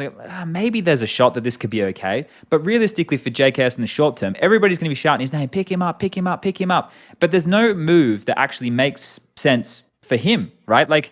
It's best for him right now to sit and wait out the next major cycle, wait till the next major is done and dusted, and then try and find himself a team in the destruction of all of that, right? Okay, well, this guy's changing roster. Maybe we can make this change. JKS is available. That would be his best move at the moment. So I've got it as ugly because, as someone who gives this guy life advice and Counter-Strike advice, I'm in a position where I'm like, Justin, I don't know what you should be doing right now, mate, because I can't find anything that's good for him. I can find things that would work and they'd be acceptable, but I can't find anything that is good. And that's where I'm having an issue. That's why I put it as ugly. Probably of teams that it's hard to find one that would hopefully be of his caliber. I would probably go with Maus though. I'd probably take out Bemis and sorry to take out one Australian for another. I'd probably take out Dexter and Bemis, and I'd put in JDC and JKS personally. But that's kind of me being a homer for Academy players, and also Dexter not impressing me at all for the past since Flashpoint 3, literally. So that's my landing spot for him. I guess right now he has to kind of pull. I mean, there's been players that have done that in the past. Obo's the first one that comes to mind for me, where he just kind of laid low, waited, then an offer came from EG, and I felt like that paid off as well as it possibly could have for Obo. And I guess, JKS is in a kind of a similar incubating period where now his stock is at a high enough level that you can kind of just wait things out and see where the next conflict, roster conflict is, or like you said, post-major shuffle, something like that. Yeah, I would say I can see why you put it in ugly, actually, because one of the other factors I have is this. right? To a pleb, like as I said, 1 second before Katowice, they didn't believe in JKS anyway. They thought he was washed. They all think he's shit because of complexity. I noticed, by the way, this is one thing I hate about fans. How can fans simultaneously, right before he joined Astralis, believe BlameF's an amazing IGL who's doing all this work, but then he doesn't get any splashback for like stars just not working in his team? That's part of being an IGL. Every other IGL has to take it on the chin, mate, that they failed with, like Alex has to take it on the chin that he didn't get ochs going, even if ochs could never be, like every other IGL. That's some bullshit, first of all. Like the fact that karrigan, mate, took like half a cup of coffee and a fucking, like 2 demos to figure out how to use JKS. Like, this guy's fucking just on another level in need. Like, so the problem I have is this. Fans are so feckless. They went from 1 second before the quarters, it was like, nah, JKS, who the fuck? Second after the final, if you'd have had a poll, they would have voted to like replace Rain right then and there. Like, it would have just been like, sorry, Rain, your services are no longer required. It's like, what the fuck? I only missed one game. Like, you know what I mean? Like, that would have happened for real. So the real problem is, like, for JKS, I actually don't think he can get a team that actually deserves to have him effectively. The real problem is, like, look, I'm not going to go crazy. Like, I probably did slightly overrate him when he went to Call, in the sense that I think what I underestimated was, I get the vibe, like, you do have to build the team around him. You can't just go, here's a spot, just figure it out. And from all the stories I heard behind the scenes, he was one of the people accommodating within complexity. By the way, I think to the detriment of his game. I think he essentially allowed his numbers to tank, and other people got to look all right in a sinking ship, and as a result got their gigs and got their fucking checks and golden handshakes and all that jazz. So now that that's not happening, the problem is, basically, I don't even know totally, for example, I tweeted it during the final because I was in the moment, but I don't really know if I even think FaZe should actually sign him. Because the problem I have is this, I don't get the vibe he would be the same player in FaZe he was in that tournament. Like, when I read those interviews, I get the sense the real reason karrigan is a G in fucking standing lineups is because everyone else effectively just treats the standing as though it is just a cardboard cutout and goes, right, we're sort of playing 4v5 here, boys. You guys all do your normal stuff. Sorry, mate, you just do whatever the other guy did. Whereas I get the vibe karrigan really just goes, he's like the guy where it's like, you've got to take this Suicide Squad of players and beat the aliens to save the world. And he's like, right, well, in that case, I'd probably use you. He just does whatever makes sense for that tournament. And I got the vibe he tried his best to make JKS comfortable in these matches. And it was more like, right, Rops, you've played like outside new because you can do that this round. You know what? If anything, I got the vibe the others sort of like took a hand in making him comfortable. I don't think he'd probably do that though if he joins tomorrow. If he joins for Rain's spot, he's probably playing different positions, right? Yeah, they definitely. So when he was in Rops's shoes, it was 1-for-1, right? Because that makes so much sense. But when the Rain situation came, I was like, Justin, entry fragging, like, how the fuck's this going to go? But they actually put twists in some of the positions that he was playing before, maybe on a Liquid, right? Where it's more of an aggressive role, something more akin to what Rain would have been doing within the team.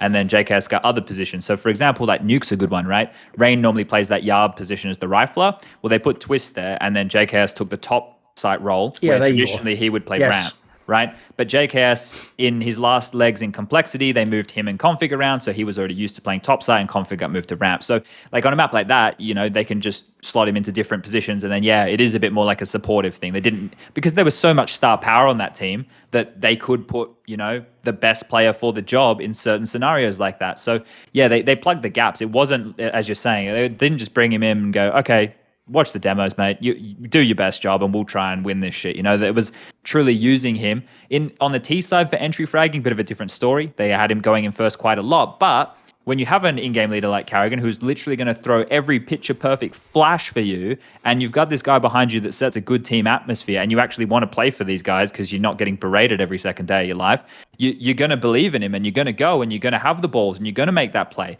He's not going to have the same team environment. Like, without a doubt, he's not going to have the same team environment, right? He's not going to have his squad. He's not going to have a squad like FaZe. I can't think of players, who are going to be able to offer him the same thing FaZe did in a standard environment like that. So it just gets uglier and uglier. And look, I've never seen him smile that much in his whole entire life, and that's just not winning on the grand final day. That's everything in the lead up. He was truly enjoying himself, and that team atmosphere is one that I'm envious of. I would love to have been a fly on the wall in the room there to see what the vibe was truly like.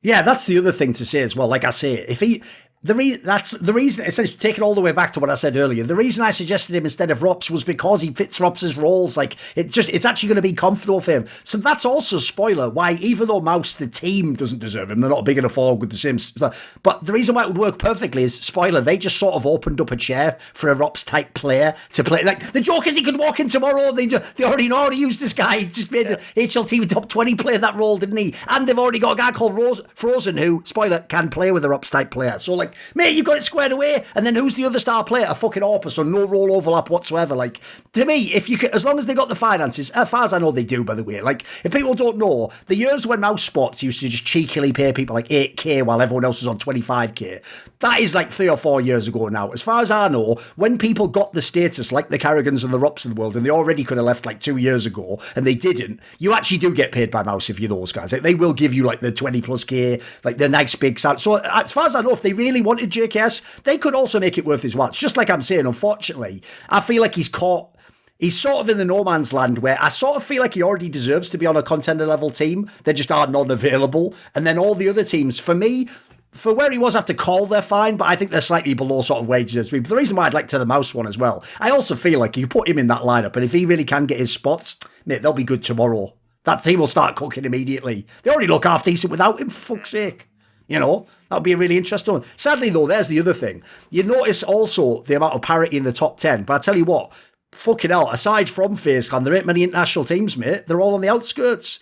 So that's why, yeah, there aren't that many options. Because the other one, obviously, is Vitality. But it's like, who the fuck are they going to replace in that team, you idiot? And, spoiler, as much as everyone looks at that team and is like, it's an international team, I actually, especially after reading those first interviews and articles from Vitality, I get the sense they're trying to actually make it a hybrid, like Chad said. And the premise will be, sometimes Ewu and Masuta or Apex just speak French with each other. Sometimes Magus can do pre-player spot on a site and just speak data, if necessary, essentially to, like we said earlier, to get the comm through better. I could totally see that being what they're trying to do as a team. That's why they're doing all these weird bonding exercises and shit, you know. Apex tweeted at me saying that they only speak English, right? Which is one thing, right? And I did an interview with Dupree and Magisk at IEM, and I was asking, and I was like, do you guys ever go into that? And Dupree cited a time that they did. And he also spoke about a time that the French were doing, and I think like one of them said something in French, but then they responded in English, right? So like that, they're obviously going to want to try and speak English. My question is like, how long do you try that before not winning anything, where you go, actually, boys, like instead of us, if I was Karrigan, right? Sorry, not Karrigan. If I was Zonic, Jesus Christ, I've just gone into the future when Karrigan's the coach of Zywoo. Holy shit. But if I was Zonic, you know, I would actually want them to do that in pressure situations. I understand why they don't want to be reliant on it, sure, but yeah, I think it's going to be a hard one for us to monitor as well. So yes, I'm curious to see how that one all unfolds. Oh, by the way, don't worry. I'll just tell you, even though I like him, he's been on the show even. Apex is someone who absolutely will tell you one thing and then another thing may in fact be the case. That's just who he is. You have to understand, I told him, this is how I am, Chad. I'm so upfront with people. They just accept it. Like, they just sort of accept the new reality. I told this guy years and years ago, look, mate, I've got you nailed. You are a fucking scorpion. You are the guy who in every, because people know all the French shuffles, he's always like a little finger-ass motherfucker who somehow always gets his way, even if he's not in the best form, he always gets in the best team. Someone else who should be in the best team doesn't get there and he gets their spot. So what I said is this, mate, you're a scorpion, so it's like the scorpion, the frog. I blame the frogs that keep fucking letting you ride on their back, mate. You tell them up front you're a fucking scorpion. They've seen your whole career. So all I'm saying is, I don't know, Apex, are you really always speaking English there, mate? Are you sure? There's never any put on. Oh my God. What? Yeah, exactly. You know what I'm talking about, motherfucker. Right, okay. What was your ugly here, Maui? Mine is that I think the CT side, like a successful CT side nowadays, is just not as pretty to me as it was a couple years ago. But I'd say this is mostly factored into the A1S primarily. I think it's really kind of taken a lot out of some of the defaulting in the game for me. I think you kind of watch like what a CT side player does in their demo, and it's just so much spam, listen for a tag, like, okay, there's no risk involved in a lot of this. Like, getting map control, it doesn't even seem as important for a lot of teams nowadays. And maybe I'm just watching too much Ancient, where getting map control is like almost freaking pointless for that map, actually. But it just feels like the way that people put together really nice CT sides is a lot of like just reacting to stuff that comes their way, waiting for a T to make a mistake, put your own smoke down because you know they're right behind it, and then just spam it, get a kill. Like it's just not, there's not as much joy in the gameplay of CT side for me anymore. And I looked at the numbers, like, is the game more CT sided now? I compared it to like 2019 Katowice, and it's not really that different if you go map by map. Like Ancient is by far the most CT sided map, Nuke, Overpass, Mirage actually, but like there were a couple maps before that were pretty CT sided. It did also make Dust 2 CT sided, to be fair. Well, it's like 50-50 now, actually. That's still ridiculous over Dust 2. Dust 2's the map you're supposed to win 10 T rounds on, aren't you? It was like 41%, 59% in 2019, and now it's like 48-52. It's basically a coin flip, right?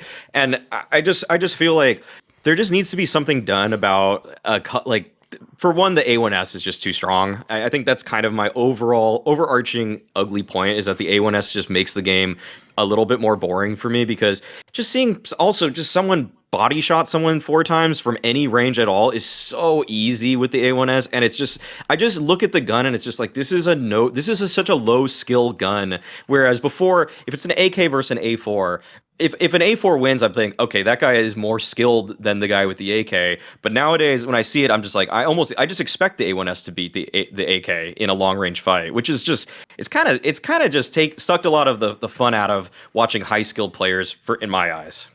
Yeah, it's interesting, right? Because this whole thing with how the ebbs and flows of our meta goes, people always seem to be unhappy with the change. Wow, and sometimes not even change that Valve makes. For example, the price changes on the Krieg and the Org, right? When we had those metas, right? Then obviously we can go right back to where the M4A1S came in originally, and then it got nerfed, and then we've obviously had for quite a significant period of time, mainly just the M4A4, right? So these things crop up over time, and this is kind of how I guess in Counter-Strike with the maps coming in and out is our version of adding new heroes, right? And compared to like a MOBA, this is kind of what defines the meta and where it's at.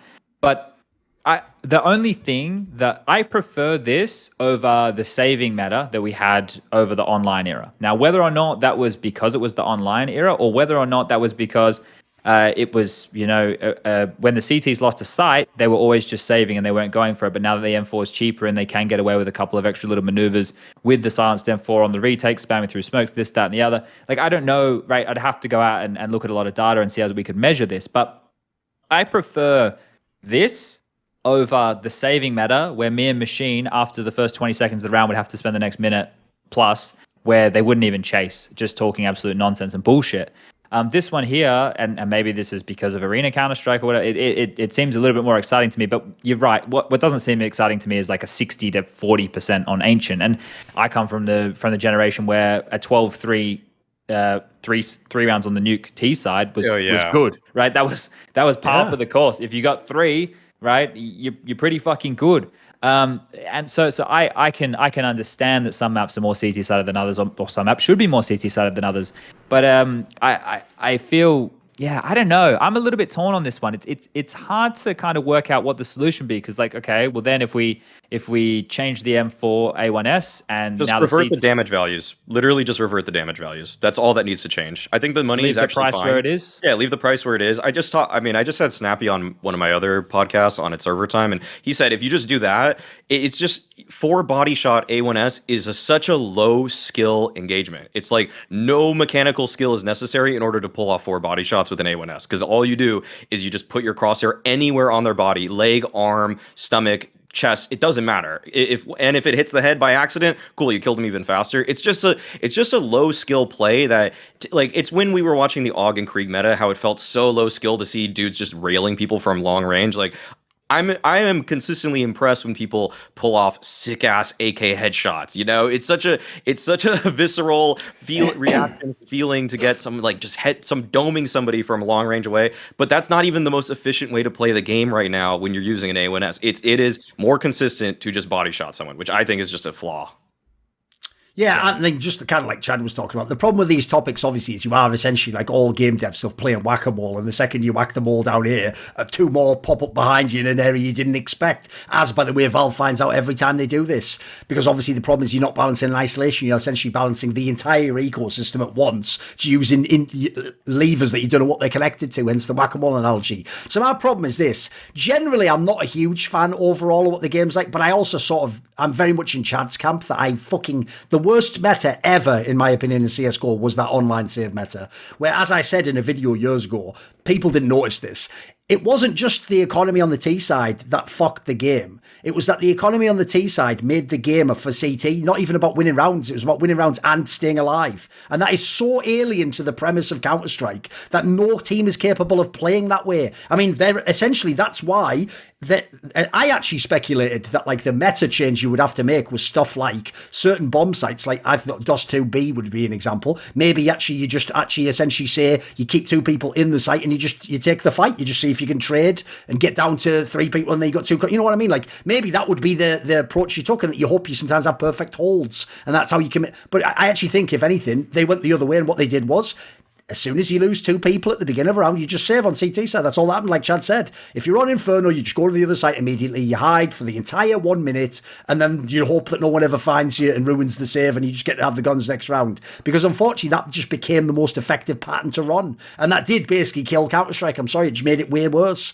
Like, because the problem in that scenario was, it's not even like you haven't even done a T side. You've just got 2 entry kills. And the problem is because it wasn't one trade, the whole round's over. Like, that made CS look like clown shoes to me. Like, I would be really embarrassed if I was, when I've bigged up CS to all the League of Legends fuckers I'm with and get other games. If I brought some of these guys over and I showed them that, like, but why are they just saving the guns? Because basically there's no point going for it. What, can't they kill them? Well, they could, but unless they killed them all without dying, then they wouldn't have any guns next round. But why? I thought you just said they won the round. Listen, mate, sit down, get a fucking cup of coffee. Like, I've got to go into a story now. Like, that's whack. Like, you can't explain that to someone. It's too difficult. You have to essentially tell the history of Counter-Strike development to explain why it's happening. Then the other factor I have to say, this is one where I've sort of tried to look for this. No one else has made this one, though. When I noticed all the maps went super CT-sided relative to where they were before, I actually think there's one that no one's ever talking about. Dude, the map that has dropped out of play so much is Vertigo. I'll tell you what, you make the CT side even easier and give someone a gun that at medium range you always get the kill. I'm not going to enjoy playing T-side Vertigo either anymore, mate. I think I might just say fuck it and play Dust 2 or Mirage or Ancient or something like. Why would I keep playing Vertigo at that point in time? Because I noticed this, dude. All the teams, Gambit was a great example, all the teams that had the unbelievable Vertigo win rate, they never survived to this new meta. If you look at when they got to the lands, they're all like half as good on Vertigo now. There's no team that's like, fucking hell, they win every time. That doesn't even exist anymore. Now it's just, if you notice, that map is not played as much, and it's just in the middle of the pool for most people now. It's very rarely like a pick, you'll notice. Yeah, I think that in terms of the silencer plays a massive role in a map like that, because it's so smoke spammy, right? Like that A ramp, you don't even go behind the smoke. Whereas before as a T, you would feel comfortable going behind the smoke, because if some CT wanted to have his M4, A4, you'd go, okay, thanks for telling me where you are, bang, dead. Exactly. Like, I used to have a thing with... There's a counter player, exactly. Yeah, like I remember like we used to talk about this even when I was playing, like, with your rifle, don't spam through the smoke. They're just going to shoot you back, right? Like, let them spam first and retaliate with the spam. Don't be the one who's like giving away my position, right? So that's something right there that, yeah, look, maybe even Maui, if they added traces to every third that would be cool. shot or something, right? That could be something to... Yes. We don't, like the gun cheaper, does more damage, and I have no idea where I'm getting shot from, so now we can't fucking trade, right? It's like, okay, holy shit, like how many things are we putting in the favor of this fucking gun? We need to bring like at least one of the things back, like a minimum of one of the things back, and then look, with it being cheaper, then the discussion we were just having before about the economy and saves, that probably isn't as big of a talking point, and then the game can stay just as it maybe is something as simple as that, a small tweak. Maybe it doesn't have to be anything out of this fucking world. We don't need to continue to flip-flop between the two M4s, just something a little bit more, measured, which is the hardest thing to do. I'll also say as well, the other advice, I actually saw someone else said this on like Reddit or something, but I thought it was a decent suggestion. The other suggestion was flip the prices between the M4A4 and the M4A1. That way, it would give the M4A4 some reason to be bought, because right now, there is no fucking reason. Like, if people don't know, even the original reason everyone was going to buy it, like for headshots, everyone just takes the silencer off the fucking M4A1S now. Like, Simple already showed you can just do it without that. Like, why not just get the benefit of the spray as well? So the problem is, at the moment, there is no M4AS realistically in play beyond a couple of people. And then secondly, I actually do think it's a very underrated aspect of Counter-Strike, what price differences do. Every fan only wants nerf or buff the gun. Price differences, remember, the price determines how often you have it in the gun relative to winning the rounds, etc. So actually, even just putting the price, if it keeps the same gun, it's still very strong, but it'll be a few $100s more. You just won't have as many times that you have it. You will have it less times in a game. So again, you'd have to run some sort of like a data set to see which of these inputs you'd have the best output. But these are all things that should be considered, in my opinion. I've always thought that was the most underrated aspect of Valve's approach, and they don't tend to do it. You'll notice they tend to price change at the same time they buff or nerf. I always wanted some of the price changes. Like I essentially, in my opinion, I think price change should probably be the first considered buff/nerf to any weapon. Essentially, look, does that change it? Because in my opinion, the pistols proved it does. Like, you don't have to nerf every pistol into the ground. Just make it so that, you know, there's some gamble factor to me buying a CZ or something. You know, if you do that, it can be a decent gun. Maybe we've solved Counter-Strike. We can fix it. I think we can, actually. We can. Right, here we go. Out. The last one is my ugly point. And that's right. I'm going to do it again. I'm going to say the thing that is true, but no one wants to say it because, you know, feelings get hurt. People have egos. People are popular. See, I'm going to say it. We all know it's true, but I noticed this conveniently skated by during the playoffs. Right, the reason why, if I'm G2, beyond all the amazing aspects, like, by the way, you almost did win that file. The joke is, you almost 3-0'd, a la Astralis at IEM Sydney. Right, if I'm G2, look, there's many ways I'm feeling awesome about this tournament. It was great. Monacy actually had some great performances. Hunter was like the sleeper carry of the fucking final and didn't get his props, actually. Fair play, did play fantastically. Alexi B generally did a good job for the first LAN with the team. But let's be real. Before the playoffs, not only was NiKo the #1 rated player in the tournament, everyone had all the talk shows where we were all having this discussion. Is he actually the best player in the entire world? Is he better than Simple because he's the best rifler? He entries half the time. He's a monster even when he had back. Like, that was all great, but I have to say, he was incredibly conspicuous in these playoffs, his absence. Like, I kept watching these games, dude, and going, not only is he not NiKo, but he turned into some player I've never seen before. He became like an opening kill only bot. It's like he could get the first kill every time he takes that, but then he would just die instantly. Like, I've never seen I genuinely think he was tilted or something happened to him in those matches in the playoffs, the final especially. Like, I've never seen the guy just disappear like that before. Yeah, this one was a weird one, right? Like, the emergency for me is maybe not even the 2 for 13 halves, which are night and day from the performances, you know, in the games before, but is the having to go to the AWP to bail himself out of certain He did that a few times, yeah. Yeah, on Mirage specifically, right? And that's how you know something's wrong. When he's starting to have to pick that up, right? Because he's not finding any action. Now, I don't know what it could have been, because he's the one out of his team with the most experience in these type of environments. So I have a really hard time putting my finger on the why he had a hard time, because this would have been when, like, there was no signs that this would have happened at all. Like, sure. He still, look, I'd have to, I don't know. It's just, there were some really weird games. So I don't know what Xtaz not being in the playoffs would have to do with NiKo performing worse. In fact, I would, but maybe, I mean, this is just an assumption. Maybe he had to micro Monacy a little bit more. Maybe he had to help out with calling for Alexi B or something. Maybe, like, I don't know if, I don't know. I mean, I saw some mid rounds that were characteristically Alexi B style mid rounds, but I don't know. Maybe he had to, like, there was a burden on him in terms of the calling in general, like helping an individual out like Monacy, or helping Alexi B with some system type structure calling or something. So I want to give him the benefit of the doubt, because he was on such a heater coming into the playoffs, that that's the only extenuating circumstance that I could point to that could have changed the dynamic of this roster at all. So hopefully next time Xtaz is playing, or I mean, he's right behind him instead of Mauisnake, and hopefully next time we get the NiKo that we know and love. I will say, just on a purely, again, we're having to speculate because we can't really know. We can only say in the survey it didn't look good. I will say, if I had to speculate like a possible reason why, this might sound like a really counterintuitive point, but I've seen enough teams to think this is the case. When you've had, like, remember, for most of NiKo's career, sometimes his fault, sometimes not his fault, like the fact he's from Bosnia and region that just have loads of top players. Sometimes he has had to be this hard carry on his team. In fact, many times. The problem with that is this. When you do that, first of all, when you actually settle into that, essentially it's like being Steph Curry on the Warriors, mate. It's like you just have a green light to shoot all the time. So the good news is you can never make a mistake in terms of decision making because essentially make every decision you need to individually frag because we need you. You've got to pop off. Well, the downside of that is, right, if you then suddenly have help, like, Nick, you haven't just got Lacy B as like a real IGL. Now you've also got Hunter's really good and m0NESY's going off on stage. When you suddenly have essentially the pieces and the help, you could potentially get lost in your own identity. And also, by the way, that alone could tilt you. Think of that, all those years where you're dropping impossible numbers but you lose the game close. Now, your team's doing awesome and you're the one fucking it up. You're the one who's holding the team back. Like, if you became cognizant of that in a match, that could easily get in your head.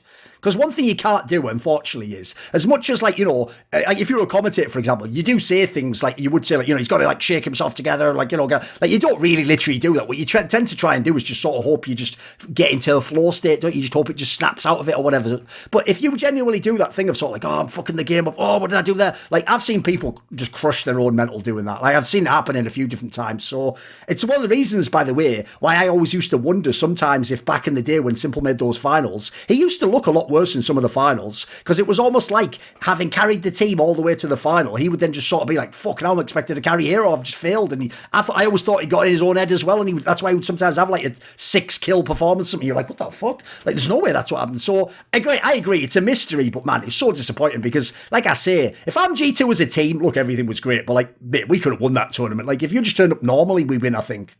Yeah, that's the question though, right? Like Simple still puts the most of the time superstar numbers up when they're winning, but he doesn't always have to. And I think that's a good point about maybe, now that he has help.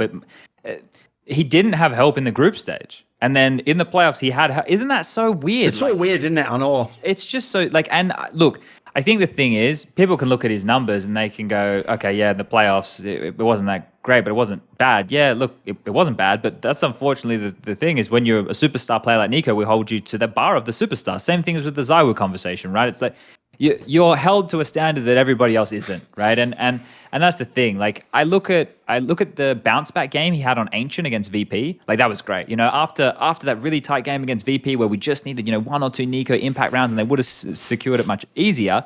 We didn't get it, but then he bounced back in a big way and they just wiped the floor with VP. And then in the games from there on out, Na'Vi, the circumstances there, and then the close games on the final against FaZe, it's like, if you didn't even need the same level you had in the group stage, you just needed it to be almost, like, maybe even 80% of that level, because I was like, oh shit, we got another team where NiKo has to put the whole team and he's back again. Like, that's what I thought was going to go into the finals. I didn't put any stock in m0NESY showing up in his first outing as a 16-year-old, So yeah, I think maybe just, the factor of Xtaz, the factor of now actually having some help in those key roles, like the in-game leading and the AWPing. Maybe he just needs a couple of tournaments under his belt, maybe not even a couple. Maybe next one he bounces straight back. It was an off performance and the difference between what could have been a trophy or not. But I think maybe this is just the next step in the NiKo storyline. Because I think like a loss like that for a competitor like him, and knowing that it wasn't the NiKo show is actually going to fuel him, like the same way as it fuels Simple, to just go that extra 10% is going to make all the difference. So yeah, bit of a rough one. By the way, as a quick tangent, because this does connect to exactly this point and when I could tell NiKo was fucked.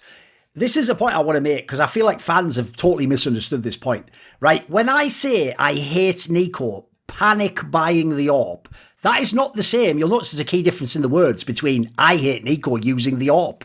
Guess what? He is so skilled that if he wants to just be a hybrid and on a certain CT halves, or if he's just owning in the game, if he says, right, I want the AWP now, of course you give him the AWP, of course you let him do it. My point is this. Think about the way the AWP is used by non-AWPers. They do what I just said. They wait until it's a CT half where the AWP just really works on their spot, or they wait until they're having an amazing game and they feel like I'm hitting everything. Why would you do it on the opposite of that? Why would you be one of the best rifles in the world and go, my rifle game's gone to shit, so I'll just panic buy the most expensive functional gun in the game and just miss a load of shots? Because in that scenario, you're not hitting your game. You're not feeling good. This isn't a spot that just implies you should AWP. So the problem is, I've just noticed in his career, ochs used to do it himself when he was a star player. They both have the same flaw, in my opinion. They're too addicted to the idea that, like, if everything's going to shit, you buy an AWP and you just hit like 3 body shots and you've won the round. Like, oh, I'm back in the game. The problem is, I feel like that happens way less likely than in their mind they think it does. They think this is like, oh, this is like my get out of jail free card. Mate, this is like you're committing to staying in prison. You're just like,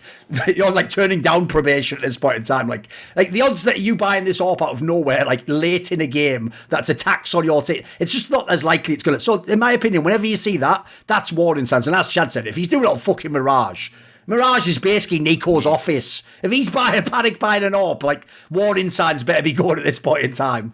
It also overcrowds a youngster like Monacy as well. Like, you can double AWP on Mirage, like, fine. There's no, obviously, we see so many teams do it, but that's where, like, you send one AWP aggressive Pallison around and the other one plays mid, or he goes over towards B to have an early info play over there. It's not where you have one AWP connector and one window/ticket. Like, that right there is like you're giving less options to one of your other stars, right? And that's where it becomes an issue. But then at the other side of things, I put myself in NiKo's shoes for a second here, and this is where, you know, I think where we're going with this is like he needs to not default into that, but it's probably where he goes, shit, like, I'm not doing any impact at all. Like, if I can pick up the AWP and just get a fucking kill, like, at least I'm not just dying for the team. Sure. He's probably where the head was at, but that's not what you want to hear. Like, what you want to hear is, actually, you know what, I'll just keep fucking banging out my role. And, you know, I guess that's the thing. Like, for him in the moment, probably this is the only way that I can help him. Yeah. So, yeah, that's a fuck spot to find yourself in, that.